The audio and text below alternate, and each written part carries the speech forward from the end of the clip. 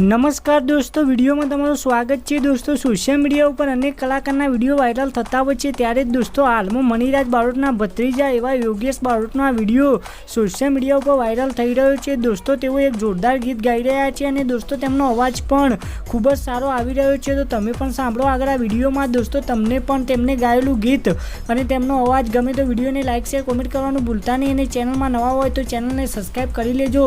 તો સાંભળો આગળ આ વિડીયોમાં યોગેશ બારોટે ગાયું કેવું ગીત।